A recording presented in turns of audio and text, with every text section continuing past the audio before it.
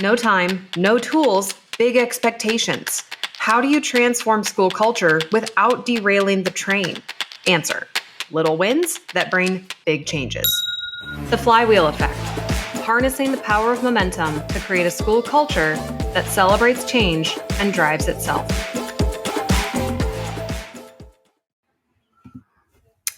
Hey guys, this is Jordan Live School. Welcome back to the show. This week's episode, we're going to jump right into it, and this is 6 steps to building a student-run reward store.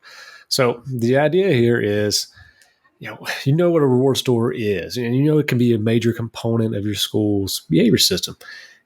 The students see that positive behaviors they show throughout the day leads to rewards and encourages them to continue making good choices. That's great. It's good for your school. It's good for your students.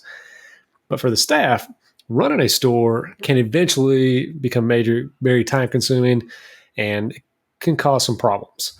So that store's got to be something that students can rely on. It needs to be open regularly, at least on schedule. It has to be stocked with plenty of options and manned by somebody, a store worker, and they need to have regular communication going in and out. So how can you make that reward store more rewarding for your students for the positive behavior they exhibit and still be sustainable? Well, put your students in charge. So before we get any further, let's back up so you have a real good idea exactly what I'm talking about here. For schools that are running PBIS, if they have behavior expectations in place, and most have identified how they'll recognize when students exhibit these behaviors.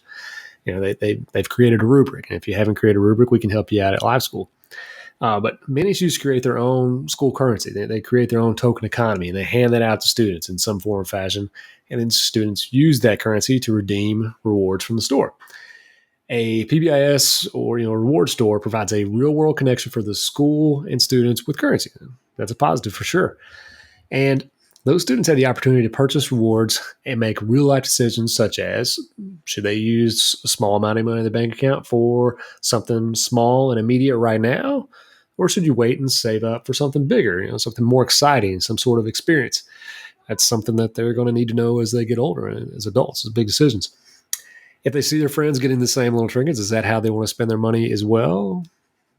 Or do they need to earn more? So those kind of questions, plus many others, are why schools take on logistics of running school stores. They're worthwhile. So, as we mentioned, that store can be a big undertaking, but you need to create a system where every student in your school has the opportunity to shop in your store.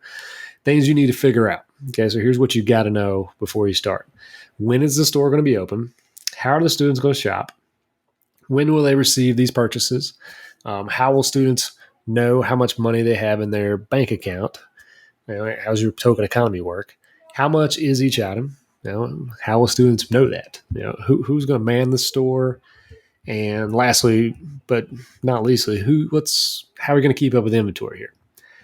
That's a lot for one person to handle. And unfortunately, that's usually how it goes. Usually this gets handed to one person. All right, I need you to lead the school store this year. And that's tough even for a team of educators because they already have a lot on their plate. We have very little time in schools to begin with. So you're probably thinking, how do we actually get this done? And that's why I want to talk to you about appointing students to help run your store. I think it's a genius idea. And we've visited some schools this spring where this is what's happening. And we've got a lot of resources on our blog to detail this. And I'll put some of those in the show notes. But, one option would be to have your students on a store advisory board so they can help brainstorm new reward ideas. And be in tight that this is what students are going to like. If you want to know what's going to motivate your kids, the easiest way is just to ask them.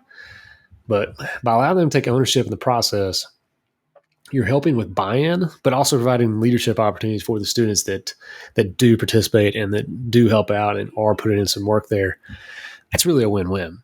So without further ado, let's talk about those steps to actually setting up your store. Here's the things you need to do to get this done and have it in your building come next school year or right now if you want. So here's your steps. Step 1, create a team. This team will be the ones creating the processes and running the day-to-day operations. So we highly suggest setting up a regular meeting so you can discuss how things are going and address any issues that arise.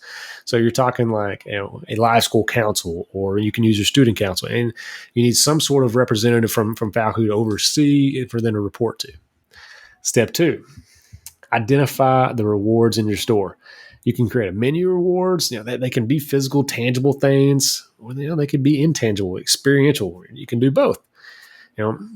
Whatever your students are into, that's what you should probably lean on. If you're looking for some ideas, we have a whole database on the website called Rewards That Rock. I'll make sure I link that as well. Step 3, redeeming the rewards. So how are students going to be able to shop in your store? Is this an actual place in your building? Like, is it a room, a closet, a table in the cafeteria, or is it something where kids can come and look around? Or is this a cart that somebody pushes class to class? Or is it a Google form and the items are delivered? It could be all sorts of things. It could be something your student council takes an iPad to the cafeteria, and then the things get redeemed that way. So there's a lot of ways to do this. Just be creative and make it fit your school. If it's an experiential reward, when will the students be able to partake in this? Is it ongoing? Like, is it something where, like, eating lunch with the principal, where they could have a list of students each week and a specific time? So also make sure you have a way to identify the students that are partaking in the reward. Number 4, store hours. Providing consistent opportunity for your students to redeem the rewards is going to be imperative to getting buy-in. Determine how often your store will be open and when students will be able to shop. So this is really an issue. If you're going to have a physical in-location store, it needs to be open the time you say it's going to be open. Otherwise, students are going to see, well, it's open sometimes, it's closed sometimes. I really don't know if I'm getting rewarded for this or not. All of a sudden, you start losing consistency and trust in your system. And then that's when things start falling apart. So whatever you choose, make sure it's something that can be consistently run, and you have backups to make sure it can stay that way. Step 5, inventory. If you're going to include physical rewards in your store, you're going to need to make sure there's a way to keep track of said inventory. This could be as easily as a Google Sheet, but somebody's going to need to do so. You don't want to have a student redeem a reward and then realize after the fact you don't have any more of that item. So when you have this team of students, make sure that somebody's in charge of inventory and they're good at, and they're learning how to keep some bookkeeping. And also they start looking at, this item gets purchased a lot. Maybe we need to have more of it in stock, or this one is not purchased very often. Maybe we just need to replace this with something that our peers really do like. So that inventory job is a big job. Number 6, marketing the store.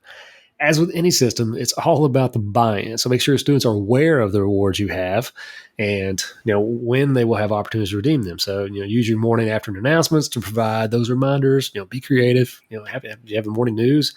Whoever's running your store, have them on the news with those items and showing what those are going to be. Make posters, put up in the hallways, have your teachers make announcements. All those things are going to be key to marketing your program. And the more they get excited about that, the better behavior is going to be in the building and the more trust you have in your system. But overall, organization is going to be key in creating and making this sustainable. So make sure you have a plan for how you will keep track of all those moving parts that we discussed above. And that includes creating jobs for each student and a schedule so everyone's on the same page. You might even look into something at like a student job application and a store order form that somebody like one of our partner schools, Antioch Middle School in Nashville, Tennessee, uses. They actually interview students and they fill out an application. They go through a process to figure out who's going to run the store for the next semester. So it can be very, very intricate, and how you do this, how you set it up, needs to fit your school. But there's a way to make this work in every school, and your students can be, if not a big part of the process, they can absolutely take the process and run with it and make it their own. Have a great day, and we'll see you next week. The flywheel effect, harnessing the power of momentum to create a school culture that celebrates change and drives itself.